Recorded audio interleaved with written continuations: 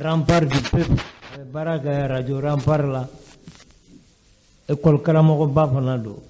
Président Sori Kasuke, Nana Retar, Nana Kopan Tumbala, Ali Bismillah, avec un gambla directif la 600. Non, cela a technique balai de boulot. Moko Flamba Kanga au servi, Nende Mandi, invité Bino Yisou Kulubali. Ale de Bambolo. Yisou Mbafe Kenyinga, manquant d'obé Sisa Jamana Kolon. Shogel. Doko Kakata, Doko Kakatui. Shogel ka akanimbara imbeke Jamanai. Hakili nalao. Shogel Kanga Tui wa Ubiaka Kanga Boy. Ube Kele Dumambi. Parce que pour la route, on soudelelo. M5 Moko Hari Menemenet in Sekadou, Nyogonte. Bon, en la bana kado kapo ja soudelin tunye Boakatadi. Boatale 600. Shogel Nana Kalutan Nani. M5 Clarafly. M5 Malikura and M5 Korole. Oba Pochugomi. 600. Shogel Tali Odi solution wa ubie mundi bi. Shogel Kolu Marafuka na 600. Ulu de Shogel Togodi. Maintenant, pour la bio, la capoko choquel kata. Minum be fanga koro mogo kuka kata. Politique mogo uluko kata. Sente mogo do rebe ulufuna koko choquel mayoroina. BM5 ere divisera. Afangele go choquel kanga boide. Ere ka hakili na munye sisa. Jamana kele duma ubi choquel ko kele debi. Bon, ni ne bolo jamana ko kele te choquel ko kele te. Ne fa bo be sanfɛ bibi na fɛn dɔ bɛ yen nɔ o ye démocratie sigi n'a ye o ye mun ye o ye mɔgɔw ka fɔ ɲɔgɔn kɔ jamana mara la Shogel fɔra dɔ de kɔ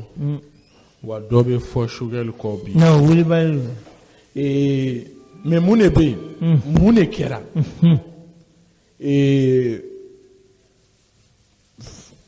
a bɛ fɔ cogo bamananw b'a fɔ ko Musa ni ta ye kɔmɔ ye ko ni kɔmɔ bɔra Musa ni bɛ tila ka boli ka a dogo a fɔra ko primature dira M5 ma n ka kuma kɔnɔ sisan n y'a fɔ M5 ni sɔrɔsiw bɛ ka fara ɲɔgɔn kan ka baara kɛ ɲɔgɔn fɛ u ye gouvernement sigi e yɛrɛ dɔw wele sisan ko Malikura bon u yɛrɛ wele ten tɔ k'a fɔ ko olu ye M5 Malikura ye olu wa kuma kɔnɔ u yɛrɛ ko k'u banna poste ministériel dɔw la fanga bɛ aw bolo M5 bolo aw ka ɲɛmɔgɔ o taara k'o bila primature la fɛn fila de bɛ yen maaw ma fɛn dɔ faamu bi je pense que n bɛ profiter e ka plateau fɛ maaw bɛna faamu n'o ye M5 président ko kuma ye k'a fɔ ko Shogel ko k'a tɛ bɔ M5 ɲɛmɔgɔya la o de ma fɔ o de fɔra ne fa RPM de kun ye IBK ka majorité présidentielle ɲɛjuru minɛbaga ye olu de IBK sigi olu de ka candidat kɔnɔ wa olu de y'a sigi kosɛbɛ IBK sigilen kɔfɛ RPM ka tila k'a fɔ ko non ko RPM bɛ to comité de veille la comité de veille fanga ko la o ni opposition bɛɛ ye kelen o an bɛ to yen an bɛ fanga de kɔlɔsi ça ce n'est plus possible o président ko m'u kɛlɛ dɛ fanga ko de y'u kɛlɛ comme on le dit la lutte unie le pouvoir divise kɛlɛ bɛ maaw fara ɲɔgɔn kan mais fanga bɛ maaw fara de fanga sɔrɔla maa dɔw y'a jira k'a fɔ non Shogel ka bɔ i b'a fɔ n ye n ba lamɛn an ba don tanti Salama madame Si Kajatuso n ka foli b'a ye n ba don a ko a ka kuma kɔnɔ ko Shogel ma sɔn ka bɔ M5 comité stratégique président la pourtant le M5 doit rester un comité de veille un organe de veille, ça ce n'est plus possible. Fanga tise ka ke e bolo, e ka tila k'i yɛrɛ kɛlɛ. Je pense que ni détail de bɛ mɔgɔ caman lafili. Shogel ka bɔ comité stratégique président la, o kɛra M5 a bɛ komi sisan M5 de bɛ fɛ ka Shogel janfa. An ye fanga d'i ma k'i lataga primature la bon e ka taa sisan an bɛ continuer kɛlɛ wɛrɛ fɛ o tɛ se ka kɛ o fanga min dira an ma an bɛ fanga in sinsin cogo di ni an ka président n'a filila an b'a la segin raison na cogo di Choguel n'a filila an b'a wele M5 kɔnɔ karisa i filila wa a y'a yir'u la fana k'a fɔ a bɛna M5 ere soit a bɛna M5 ere na kalo siɲɛ 2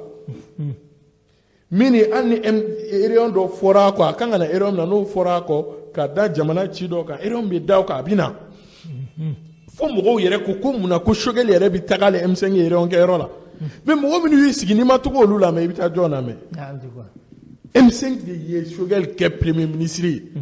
o kɛlen kɔfɛ Choguel bɛ se ka mun wɛrɛ kɛ sans M5 o de ye kuma ye o ye M5 ta yɔrɔ ye quoi moi je pense que faamuyabaliya donn'u yɛrɛ dama ni ɲɔgɔn cɛ dɔw ta ye o ye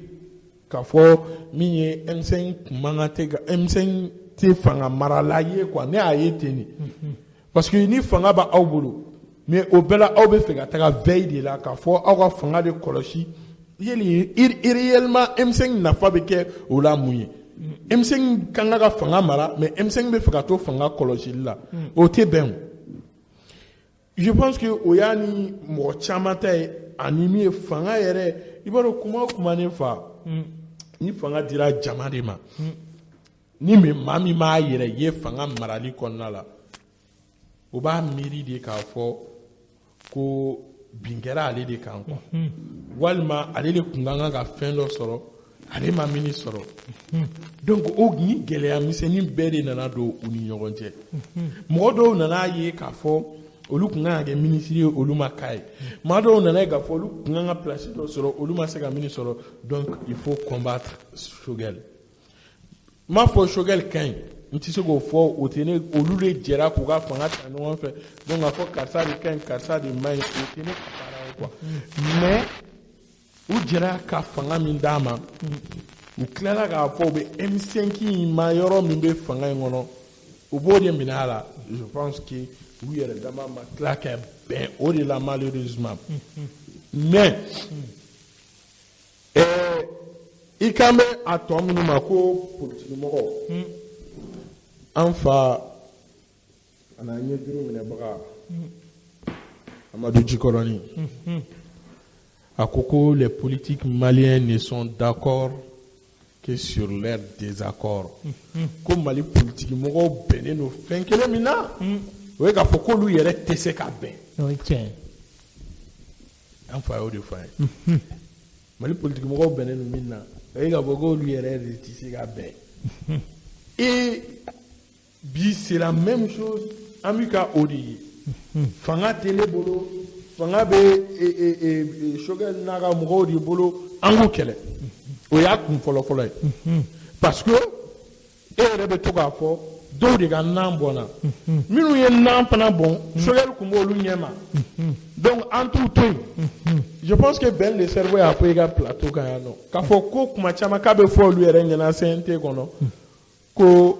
aw de y'an ka assemblée ci aw b'a répondre don dɔ la donc o kɛlɛ fana bɛ yen nɔ minnu ka fanga kɔrɔ mɔgɔ minnu ka fanga binna olu fana ka kɛlɛ bɛ yen mais Choguel bɛ ka jɔyɔrɔ min ta sisan jamana kɔnɔna la dɔw fana bolo an kan ka to halisa ni irisi ko min ni fɛn min bɛ yen Choguel de bɛ ka sɔrɔdasi ninnu nɛgɛ k'u lataa nin sira ninnu kan donc an ka Choguel bɔ yen an ka segin anw ka Ala bolo mɔgɔ dɔw bɛ yen u ka Ala de ye Faransi ye an ka segin an ka Ala bolo donc mɔgɔ o mɔgɔ bɛ yen n'o bɛ se ka kɛlɛ kɛ pour que an ka se ka bɔ Faransi bolo an k'o bɛɛ kɛlɛ o belebeleba dɔ de ye Choguel ye Choguel tɛ kira ye a ma ci maliyɛnw ma mais ne fa a ka di politikimɔgɔw ye ka kuma dɔ fɔ je pense que bi olu kan k'u miiri kuma in kɔrɔ la kosɛbɛ ko Choguel ko c'est des gens minnu ma deli ka tɛmɛ 1% ka élection na mais o tigi kana 1% tigi u kana jamana mara tan fo jamanaden fan caman ka tila k'a yɛrɛ ye o hakilina la aw man kan tɛ ka faamu k'a fɔ k'a n'aw ka 90% ye k'aw kan k'aw yɛrɛ ɲininka Mali politique mo bela jele farale nyonga ou ma diri ka ma million sabala bo Mali la ka voter ne fa non ok na fa du mambo là Mali politique mo be farale nyonga ali ibega kuma tana kuma na ou ma diri ka ma million sabala bo ka voter Mali la on n'a pas aimé ouais il faut que o tien nous les gars politique mo ou kana ke ba ko jamana marali danye olu parti ko ni Sugar Lebiga Donta, Sugar Lebiga Surasi, nous nègre, Sugar Lebiga, nous donnons les bouts qu'on a. Donc, Sugar Kabo, Ani Surasi, nous n'chè, na Borani Surasi, nous n'chè, nous maguelen, ambi nous mine Juna. Mais Sugar Mini Bouchela, Fanko di Bouinjakoya, mais aïe mouke. Bibina, Iba Chama Mangame, ko armée mabikasa, mais sur la souga minan Chama bikasa, oui, ambe Sadio faux, Sadio, franchement, le colonel Sadio, il est très bien. Quand il y a rapport Sadio, le gouvernement d'Ordi là, Sadio Kain, le premier ministre ou bien ou bien ambi kasoge fo baraw biga nya baraw biga ta sisan justice biga ga bara ambi kasoge fo kasoge kan shogel limay ube wuli uba ko c'est un ministre de l'administration territoriale le colonel mi wara shogel ga intervenir abla maga akan kosobe iba fo ne ara fa no e tapoy bon a di interrogué ago konga paran fala ma ko di yoro la ko sebe interrogué do même nere fa be to ka foko l'excellent colonel Ablaye Maïga il est très bien Ablaye Maïga be do de ka gouvernement là Ablaye Maïga kan o mai non mais ni logements sociaux problème ou là logements sociaux problème au ministre to te fode shogel le mai ouais police recrutement kera au ministre to donc ni mini kan au ministre ga bilan mais ni gouvernement yoro mi mai o shogel ga bilan on politique mo ma ko soit cohérent soit il va sur mini kan au mini mai a be shogel no ou bien mini kan o ye kan ministre no mini mai o ye mai ministre no o duma chef be o ye chef du gouvernement adumo ka gouvernement o le be kan gouvernement dirige tiens là na mai c'est que chogal mai olu mai ne mais ni nyuma nana ka bedi oluma ni ko ndo a bedi chogal ali bi ka sente mo ko to ko foke olu ka bara on salue l'excellent ministre de la Défense, Sadio Kamara. Sadio Kamara est très bien. Kasoro, Sadio Kamara de Kounye, Bandauka, ministre de Défense. Où va raconter? Nego, Bandaouni Bicheo. Na Franga Kuma, objectivement. Femi Palina, ça c'est le premier ministre. Donc yelema ni yelema be kan ga tagadi mo ma bi na manya shogel le dunu nango yelema imani shogel le dunu nango akan shogel le dunu mais ni yoro mi kan oye ministre noy mais ni yoro mi mai ministre ne asimi oyo noy mais ni yoro mi mai shogel yele ni mai nya fo ni la premier ministre corruption adonata borata ni il faut qu'on ait deux quoi. Voilà. Jamana fouette jamana nefa. Politicien nous a jamana killing for naira. Jamana nous a des premiers ministres en chef des clans. Premier ministre fouette jamana meaning a baraka for go paradi no nefa ere de tuba.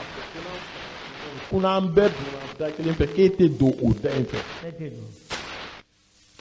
Mani bébé c'est zone soli pana jahili minu ye jamana tulu boka olu be fe ko anga prendre nga tukuni doni nga duma non parce que anga prendre nga se ko ye jengono ke kana prendre nga kono anga jaga jamana tulu bo ou kuida asimi shugel bla ado yele be fo N'intérêt un corroquet d'obé non pas pour la papa Jérôme les sages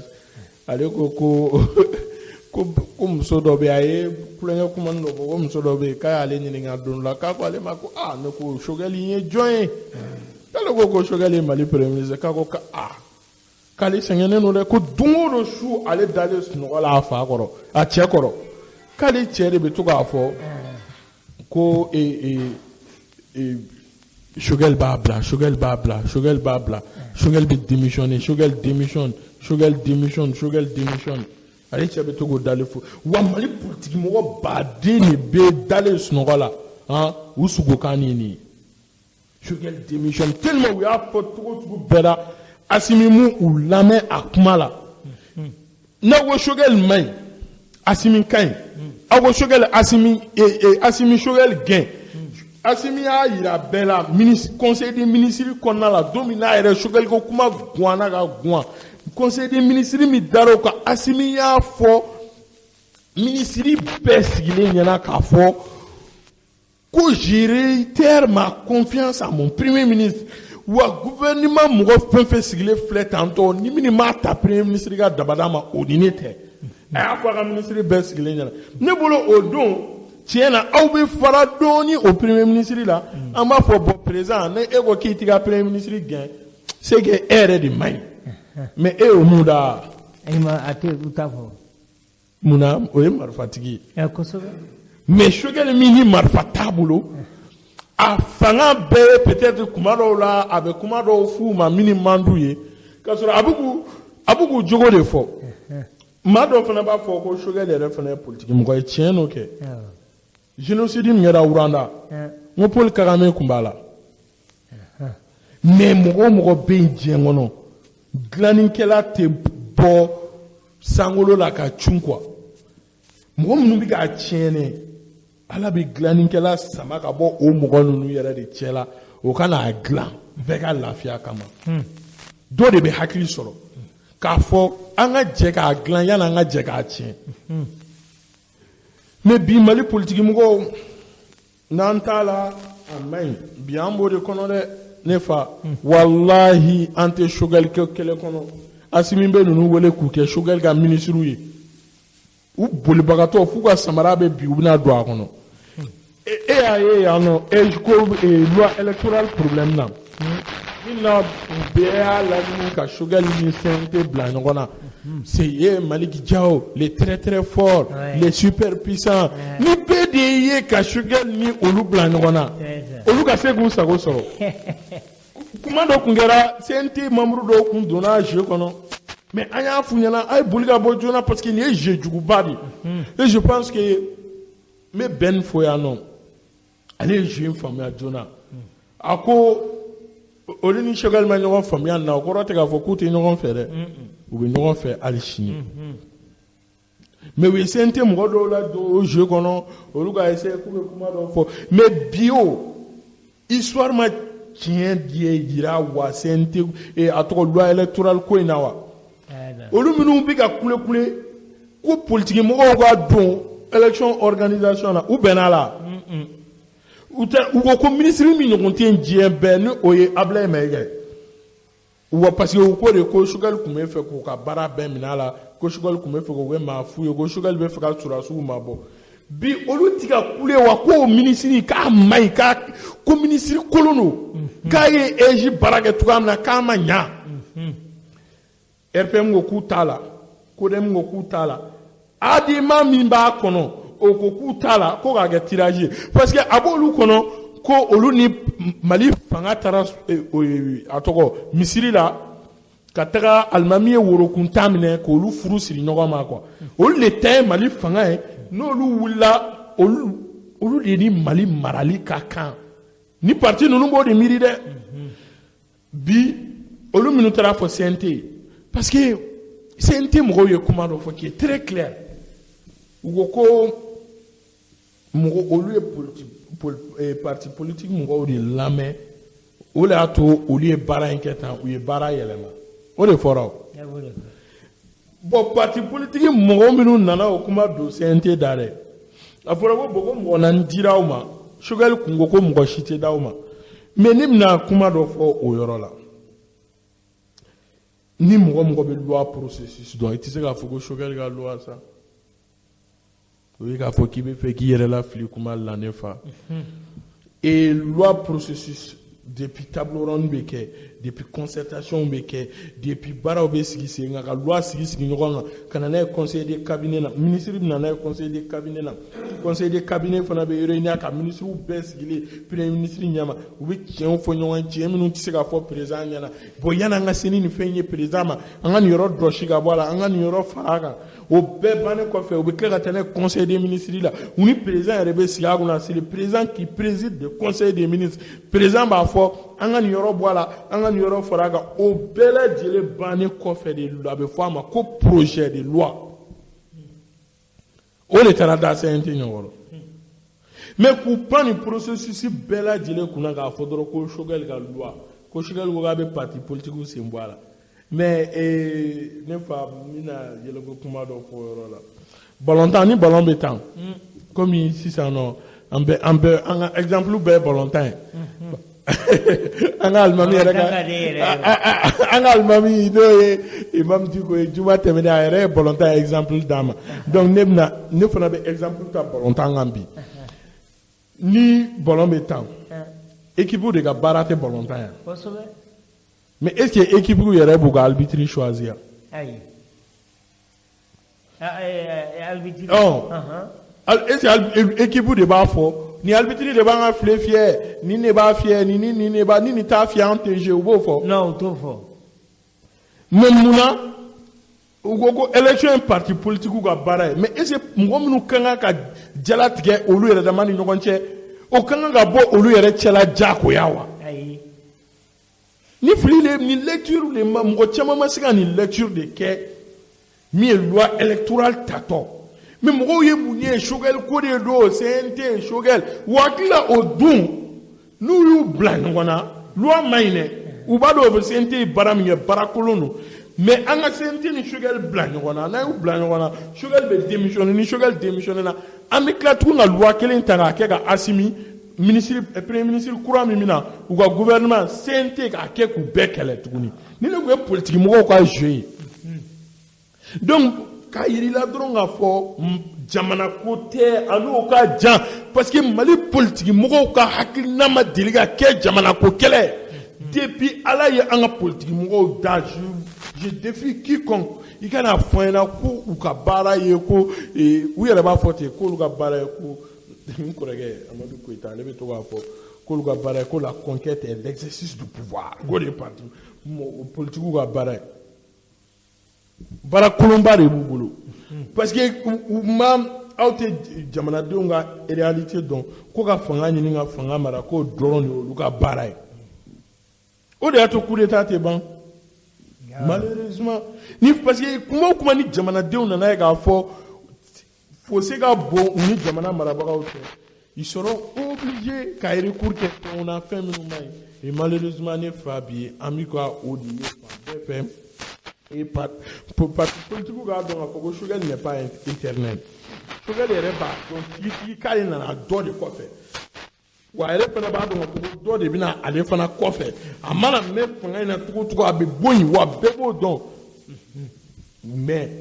bi kɛlɛ min bɛ yen a ɲali kɛlɛ tɛ maliko kɛlɛ tɛ transition réussite kɛlɛ tɛ kunkolo min de bɛ yen dɛ ni kunkolo in de mana ye parce que ne b'a a bɛ yira cogoya min na k'a fɔ k'ale Choguel ka baara bilan u t'u k'o kɛlɛ kɛ Choguel sigira don min na primature la o dugusɛjɛ o y'a sɔrɔ hali a ma baara daminɛ fɔlɔ ni mɔgɔ kelen taara fara ɲɔgɔn kan pyramide de souvenir la k'a fɔ k'u ma jɛn ni Choguel kɛli ye premier ministre ye donc i dɔɔni tɛ maa min bɔ wala n'i bɛɛ d'o ma o t'o tigi wasa donc bi an ɲɛ b'o de la i ye ɲininkali min kɛ maga min bɛ sila ka bɔ yen Choguel ka kɛ tan tɔ fosi tɛ kunkolo in nɔfɛ kɛlɛ de don kunkolo min ni kɛlɛ bɛɛ lajɛlen kɛ a ye wulikajɔ in bɛɛ lajɛlen kɛ an ka fɛn bɛɛ lajɛlen kɛ cogoya min na an bɛ se ka Choguel in bɔ yen o kɛlɛ dɔrɔn de don sinon fosi wɛrɛ tɛ ne fa foyi bi ala ye kɛ Choguel be convalescence là avec bana glan bi ambe do ke bana do repos do ante do o détail kono mais avec glan mi bi amala de la ka wuli ka bo o kan jona ami non soro faso ko mi kono la aga sengan mais allo kono la ne fa neta don sugali be tuga mina neta don ne demseni neta don na masaw check me tuga mina ne kon ba don afogo chente mo ko gansen ala tunune lo atika yebi mais il dérange ala ka yebali afana bi ga do toro parce que mane réseau do ko ere ko do ko ni atakale ne ka taka boy ngo nte fega mo ko toro fo do afana na kuno am journaliste débat do la en clara katigi go ne ko wallahi billahi tallahi ko shugal te segnyana bli Osmale ala ayere wa do ngo ango demidie ngo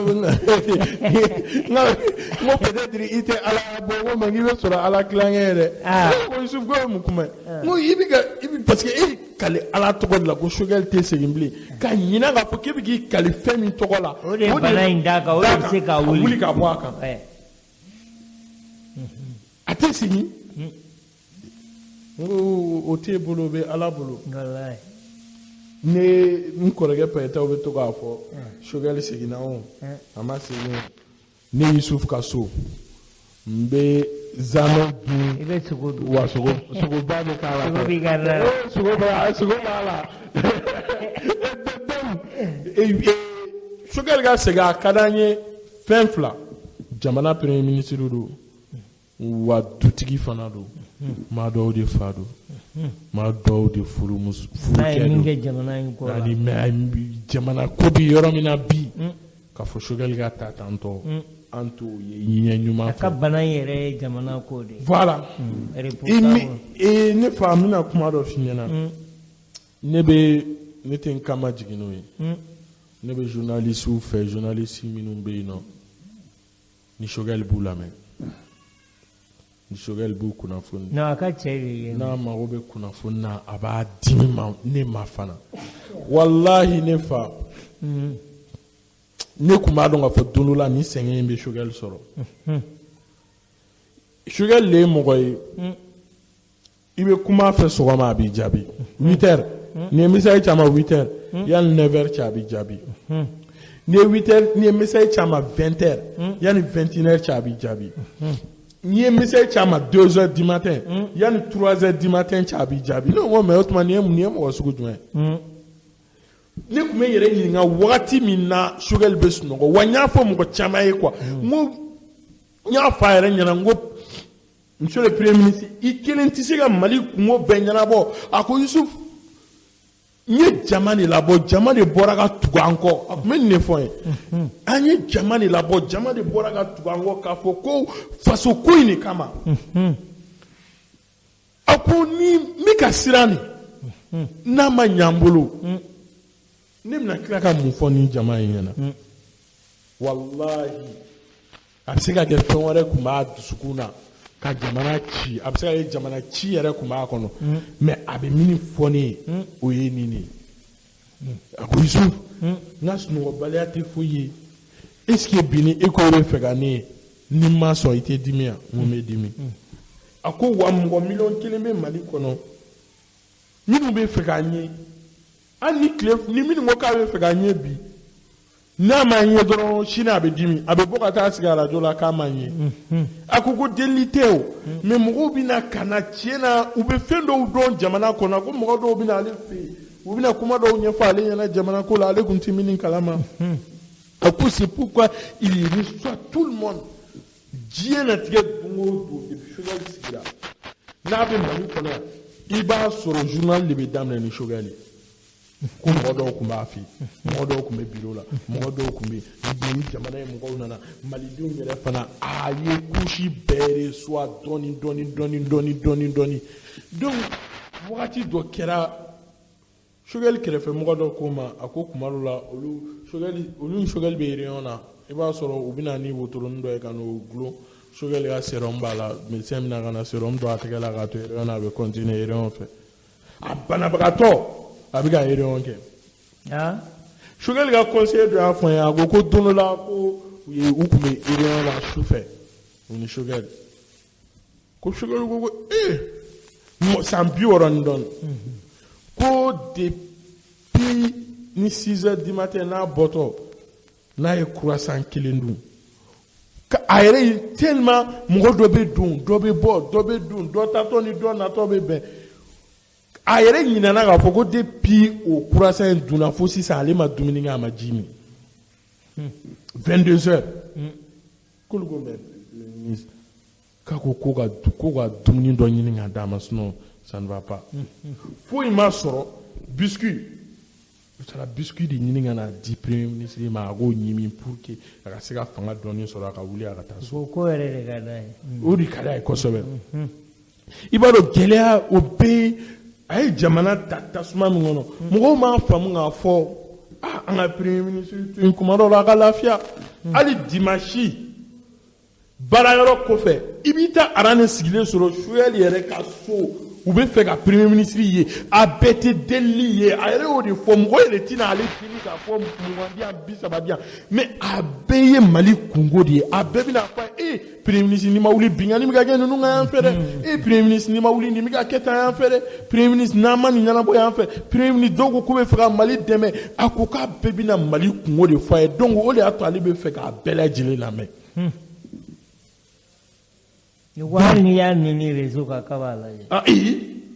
C'est quelqu'un qui est toujours connecté. Mais une chose qu'il oublie, le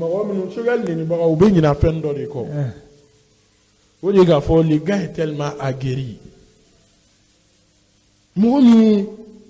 Moussa Bine Kofé, comme Moussa a héritage réclamé. Donc, quand la première fois, où tu es million de djega kelabajo,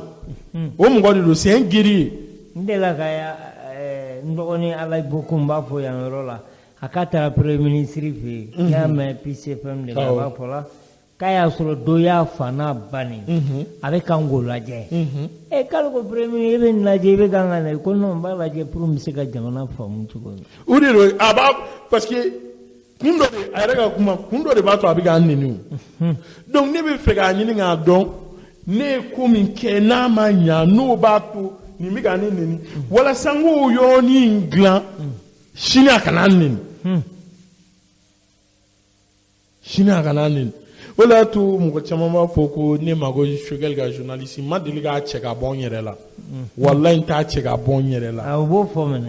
wa fo mago Choguel ga journaliste wala ga boy ki ga cheka Choguel ga journaliste wan sona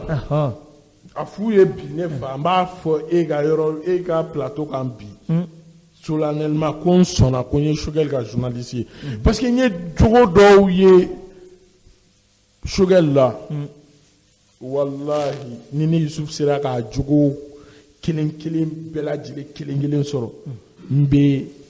mise ka ngwasona e jengono aba sigi aba ka téléphone ta iba so télé ba la téléphone fla ba tike kono abika bela je wa iba soro abete fuila ne taara Choguel ga so cɛn caman ka taa kuma fɛ jamana ko la an kumana premier ministre a ye nin kɛ ne m'a faamu dɛ a b'a ɲɛfɔ wa a bɛɛ la ni chose bizarre ne bɛ taa sɔrɔ a bɛ ka Mali télé de lajɛ n'a tɛ ORTM na a bɛ télé privé dɔ la ne ma deli ka taa ka so ko n taara sɔrɔ ko Choguel bɛ ka tubabu télé lajɛ a ma deli ka kɛ walahi n'i ye nkalon d'a la lahara mi t'a bɔ a la. Mali télé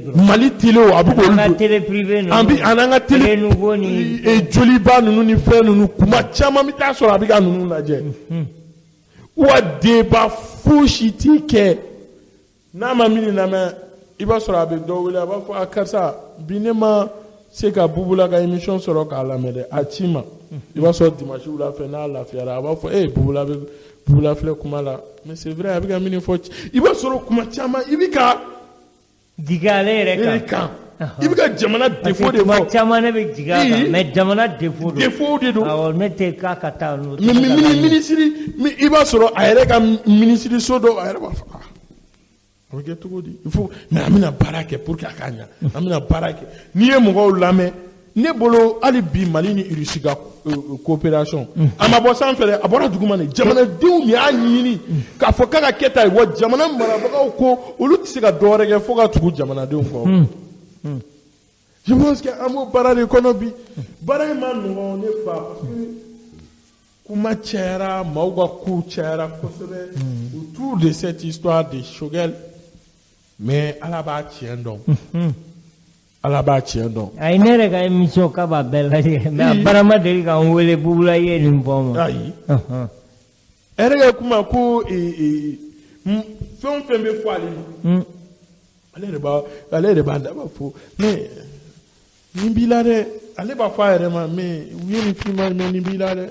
donc corriger. À Titigala. Aïe. Aïe, non, mais au lieu politique, moi, politique, moi qui n'y couru comme moi, mais bien, c'est de ça que Choguel est victime. Ayanga panga bien kunanga kele, abiga Francis ganga kele, atara kuila kuma katara kuma bafo fena, onida anga kele, oui bien ko kuma, tu sais, ko tere. Ibika fenfe miri ou bien ubika fenfe fo kanu shilame fo ite kungolo inofe koredo Choguel imbe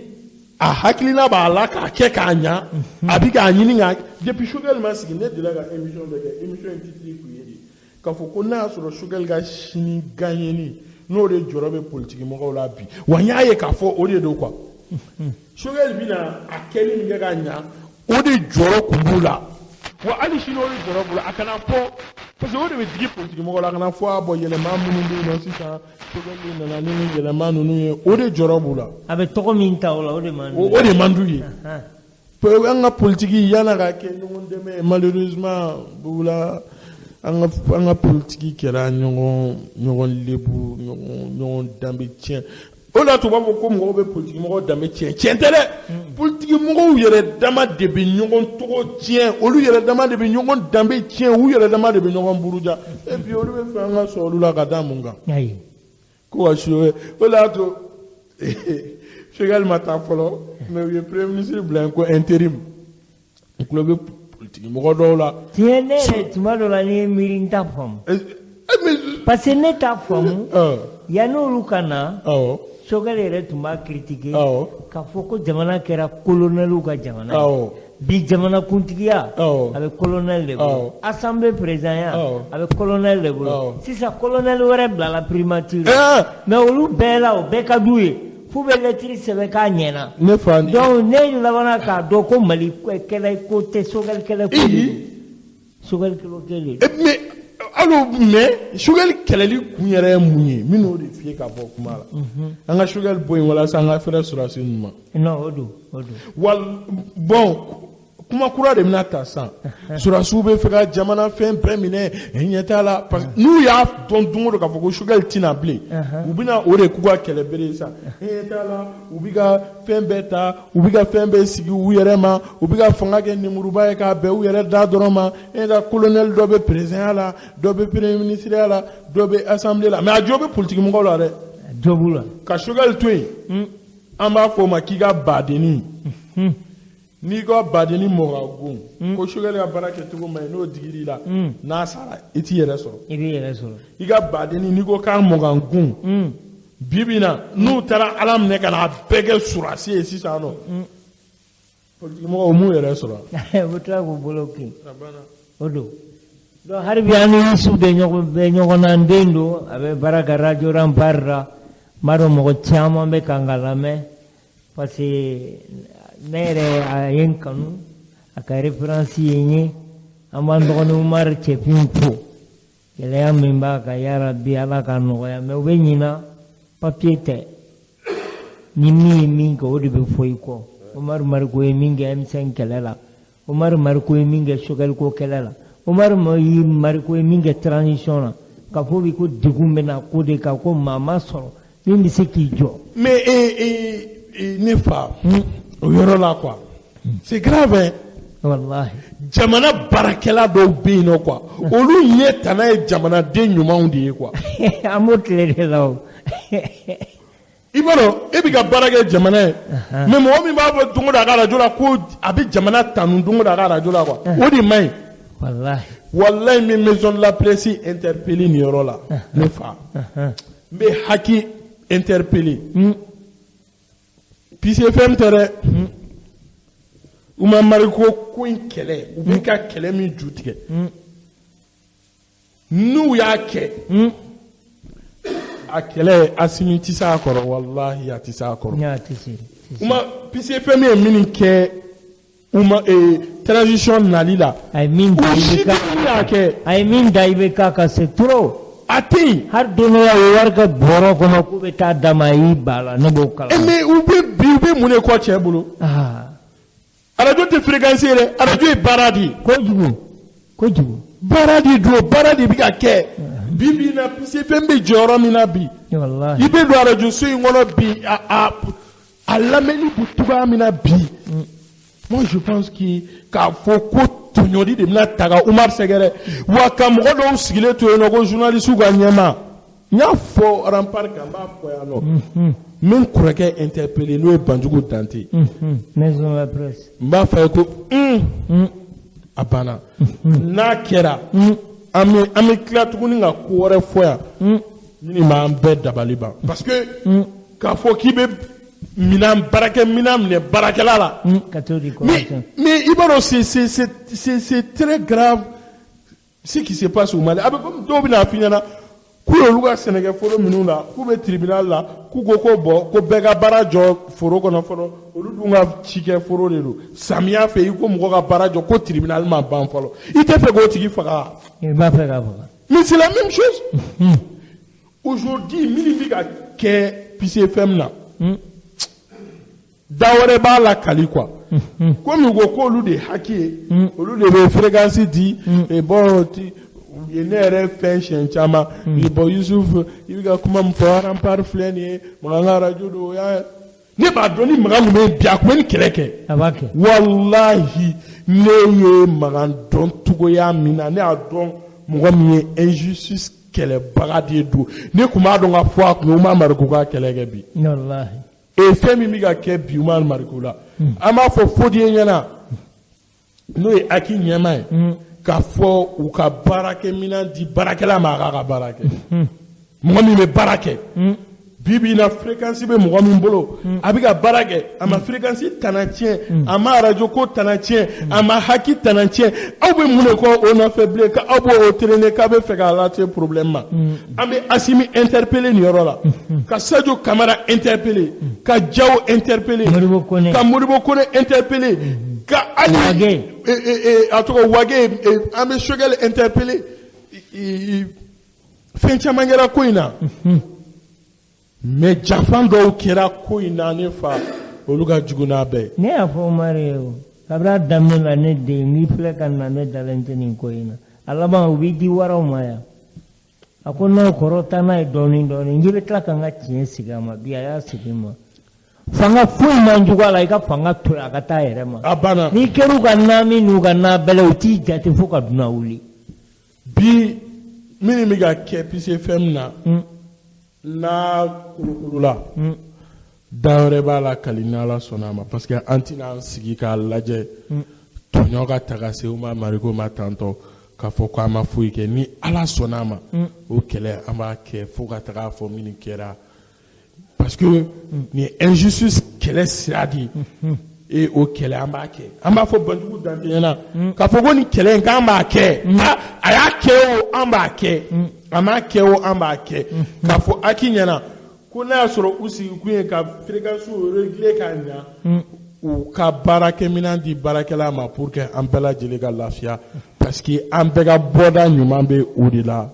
bɛɛ lajɛlen ka hɛrɛ bɛ o de la voilà. Bon Yusuf hali bi an bɛ ɲɔgɔn na an ye barika nin kɛ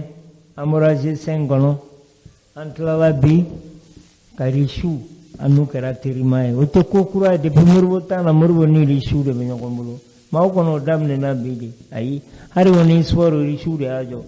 On histoire ni cinéma bâtiment na richu de abejo. A Gabakurum Fola dara 63 a inauguré la 67 à Dombe. On histoire qu'on avait inauguré Domi. Moribo Keita fait. C'était décembre 67. Ni ma fille. Ici on m'a fait gagner n'ingao. Et quand il barra bekono. Do yeke sokel ganami. Do yeka kanabele. Do koko yera kibora journaliste ya barra kono yo ma ko. Mais nous devons faire ma herbe qui mɔgɔ minnu taara u ka école la olu bɛ yigiyɛra olu tɛ yigiyɛra an formation minnu sɔrɔ olu tɛ an permettre ka yigiyɛra an bɔra du minnu kɔnɔ olu t'an permettre ka yigiyɛra walahi ni ala ye chance dɔw kɛ ne ye an b'a kɛ mɔgɔ caman o la to je me permets mɔgɔw b'a fɔ ko Yusuf i ye denmisɛnnin ye mais i ka farin parce que i y'a di ne ma a bɛ ne bolo. Farinya tɛ ni tiɲɛ nana a bɛ fɔ de dɔrɔn. I m'a di ne ma a bɛ ne bolo. Hali ni arajo tɛ e bi wɔsi i ka fonctionnaire wari bɛ. O bɛ ne bɔ. Ne fa n b'a fɔ e ɲɛna bi. Peut-être n bɛ n profiter fɛ n b'a faamuya. Ne ye muso furu 2017. K'a sɔrɔ du jɔlen bannen de bɛ ka ne kɔnɔ. Donc n'i ye tɛ mɔgɔ la Mali kɔnɔ o de y'a to ni minisiri dɔ delila ka kɛlɛ a kɛra kɛlɛba ye mɔgɔ dɔw bɔra a kalama i bɛ ka taa na ko minisiri taara n'an ye fo tribunal la. Ni kuma kelen de fɔ minisiri ɲɛna ka biro n'i b'a dɔn e dalen don a la ko wari b'e bolo n ko walahi ne dalen don a la k'a fɔ ko min bɛ ne Yusufu fa bolo a t'e bolo ne dalen don o la ne tɛ journaliste la naamiya la n tɛ journaliste la k'a fɔ métier dɔ y'a kanu de n y'a kanu n b'a kɛ ne Yusufu ka miliyɔn minɛ n tɛgɛ kɔnɔ siɲɛ fɔlɔ la n y'a fɔ n ka page Facebook kan n ko a dira ne ma de ko ne ka taa n ka école wari sara. Jamana m'a diyan foyi n fa de y'a diyan taa i bɛ fɛ ka kalan min kɛ taa wari sara wa a ye miliyɔn caman de bɔ k'a don a la pour que ne ka se ka kɛ journaliste ye bi donc k'a fɔ ko i ye ka adamaden bɛ da mɔgɔ la. Sogɛli yɛrɛ tɛgɛ ka gɛlɛn i bɛ se ka wari di ma o y'o fɔ quoi. A ko ne a bɛ se ka fɛn kelen de di mɔgɔ ma mais o ka di ne ye ni fɛn bɛɛ ye o ye dɔnniya ye walayi i bɛ taa Sogɛli fɛ aw bɛ baro kɛ k'a ban a bɛ se ka heure 2 kɛ baro la. A bɛ dɔnniya de d'i ma a b'a f'i ɲɛna de Yusuf en 92 nin kɛra 97 ko kɛra hali n'i donna ka so kɔnɔ k'a b'a sɛbɛn a b'a sɛbɛn il est écrit wa a b'a fɔ ne ɲɛna fana Yusuf il faut écrire parce que n'i y'a sɛbɛn o dɔrɔn de t'i sɔsɔ et aujourd'hui alhamdulilayi n'i y'o fitinin min t'a nɔfɛ olu Sogɛli y'olu di ne ma quoi wa hadamadenya la fana n'i ko mɔgɔ ma k'a ka ɲi an i bɛ falen ne quoi mais an tɛ falen wa bi an b'o o de kɔnɔ an tɛ yigi yɔrɔ koyi journaliste ka baara tɛ k'a fɔ ko diɲɛ don o don ka t'i sigi karisa a man ɲi Sogɛli yɛrɛ parce que Mali la an degelen don o de la mɔgɔ min bɛ kule don o don k'a fɔ a man ɲi an bolo o tigi de ka ɲi an b'a fɔ tiɲɛ yɛrɛ la nin tɛ mɔgɔ si ka fɛn minɛ parce que a bɛ mɔgɔw dɔgɔya cogoya min na tantɔ n'a sɔrɔ a tun bɛ o tɛ dɛ o tɛ ɲuman ye koyi n'a ka ɲi i b'a fɔ a ka ɲi ni yɔrɔ min man ɲi i b'a fɔ ko nin yɔrɔ man ɲi o de ye honnêteté ye o de ye kiliniya ye bon journaliste ka baara ye o de ye. kosɛbɛ. Fɛn bɛ ne ni Yusuf ni Sogɛli cɛ o ye Yusuf ni Sogɛli cɛ de ye mais Yusuf ye mun nkalon ta ka da Sogɛli la a y'a fɔ ko Sogɛli ye mun mɔgɔ sugu ye ni Sogɛli t'o ye yala a kulela ale k'a fɔ ko Sogɛli ka ɲi ni Mali bɛɛ ye wa ayi yala a ko fɛn dɔw kɛra ko logement sociaux ko kɛlɛ ne y'a kɛ yan ka tila k'a fɔ premier ministre ye n'aw ma sigi aw kɔ an b'aw kɛlɛ fo don min na aw ka segin aw kɔ. y'o fɔ a yɛrɛ. n y'a fɔ a ɲɛna a ko Yusuf fɛn dɔw kɛra minnu ma ɲa a ko a fɔra minisiri ɲɛna n y'a fɔ a ɲɛna a bɛ segin a kɔ a ma kɛ yan. a kɛra. mɔgɔw bɛ k'a fɔ ko surasi ninnu ka ɲi ni Sogɛli ye o ka kɛ tiɲɛ ye kɛ mais a fɔra ko polisi concours ma ɲa Choguel de bɛ yen Ayi. nɔ n ko sɔrɔdasi dɔ de bɛ yen kunna a fɔra ko kanamu concours ma ɲa Choguel de bɛ yan Sɔrɔdasi. n ko sɔrɔdasi de bɛ kanamu kunna a fɔra ko INPS a tɔgɔ énergie concours ma ɲa n ko sɔrɔdasiw ka mɔgɔ de bɛ yen nɔ minnu ye énergie ministre n ko ye sɔrɔdasiw ka mɔgɔ de ye o tuma bɛ mun kɔ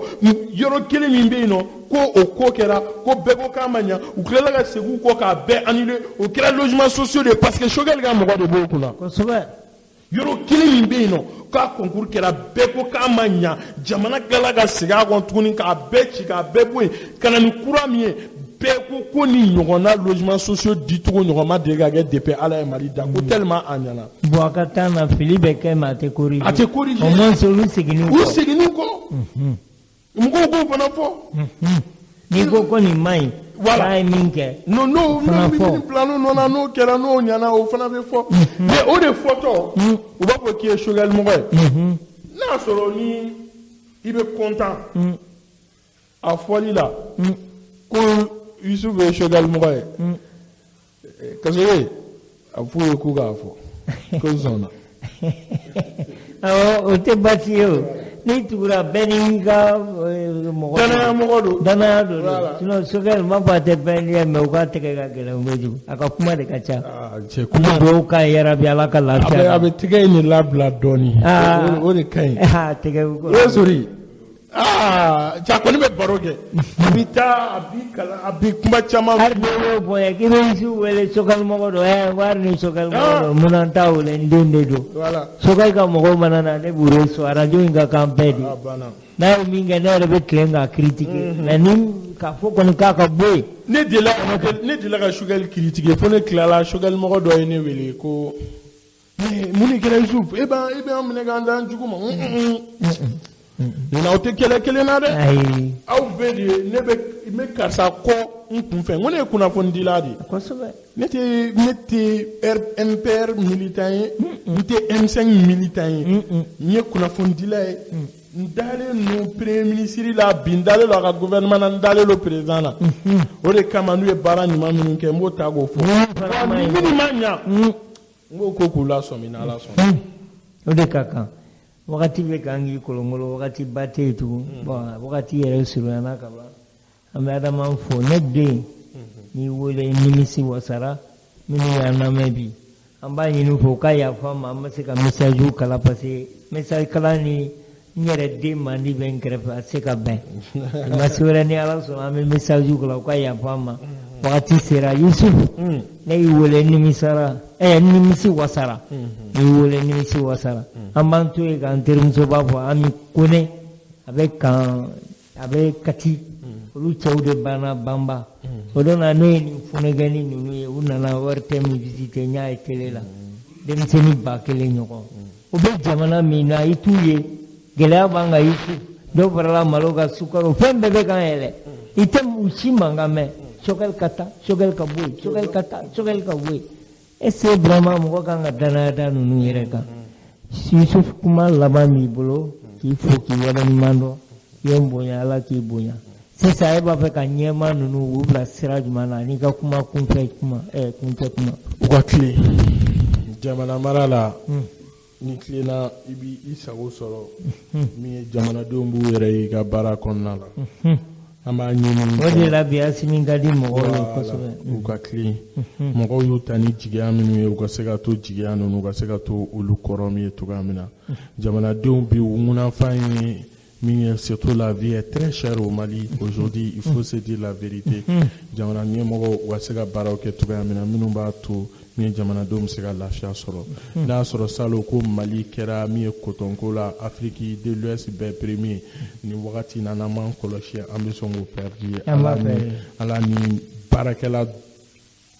Mali baarakɛla a ɲɛmɔgɔya so yɛrɛ kɔnɔna la baarakɛla dɔw ka baara kɛ cɛjuguya non a man ɲi gouvernement kan ka voilà ministre dɔw bɛ yen bi tiɲɛ yɛrɛ la minnu n'u place man kan anw ka yeli la min ye jamanako kɔnɔna la ka sɔrɔ an t'u dɔn an t'u ka foyi dɔn k'a fɔ k'u banna an bolo fɛn dɔ la o tɛ o si tɛ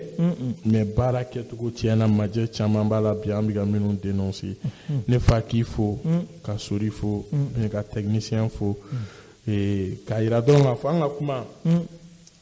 halisa an bɛ kalanso la n tɛ k'a f'i ɲɛna n bɛ taa cours ta Choguel fɛ yen n bɛ cours caman ta e yɛrɛ fɛ yen ni ma fɛn minnu fɔ n b'a fɔ ne fa ye hakilina ye mun ye n m'a f'i ɲɛna ko surɔmu bɛ Umar Mariko fɛ yen n bɛ taga kalan de la yen n bɛ taa kalan de la ni maa kelen kelen bɛɛ lajɛlen fɛ yen nɔ pour que ka se k'a dɔn kuma o kuma ne bɛ ka nin fɔ tan a fɔcogo ka ɲi wa ne bɛ ka nin kɛ tan a kɛcogo ka ɲi wa o maa o maa bɛ ka ne kalan bi k'a bɛɛ lajɛlen fo k'a fɔ kalanden kuma don ni fili minnu yera la u ka yafa ma wa u bɛ se k'an wele fana k'an latilen fili ninnu kɔnɔna la ni ɲuman minnu bɔra la je pense que jamanajɔ baara don an ka se k'olu ta ka baara kɛ n'o ye mais ni kuma de fɔra k'a digir'e la ten dɔrɔn a digir'e la de an bɛ kunnafoni baara de la donc a tɛ fɔ pour que a ka diya i ye diyagoya ka bɛɛ fo an bɛ fili yan ka da yan ka bɔ kuma la ka fɔ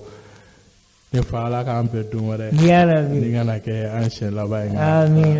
ka nin baro kɛ Ala k'i yɛrɛ mɛn an kɔrɔ ka sijan ani kɛnɛya ko di halisa walasa dɔnniya min b'i la halisa an ka se k'an profiter o la. Nin tun ye n bɛ Mande Youssou Coulibaly Radio Rempart a bɛ chaque vendredi de 21h à 23h an b'a fo a nana wele jaabi k'a diyara an ye président Sori Kasoge o tun bɛ k'an ka bila bɔlɔlɔ kan. An b'an ka auditeur ka docteur Kone fo clinique Dindo la teri don ka bɛɛ fo ka bɛɛ don kira manja n'i ma se ka min ka foli kɛ aw yɛrɛ b'a dɔn bi hari heure 3 tɛ kun Yusufu la donc wagati sera wagati de kuma bara o tun bɛ ne bolo général maréchal Yusu kelen fa ka foli k'aw bɛɛ an den Mandi a n'a ka ca ye Adama Jara Nostra Dami le sorcier de la technique ale bolo de tun bɛ nɛgɛ kɛrɛfɛ juru la an b'a fɔ Ala k'an bɛɛ don caman di ma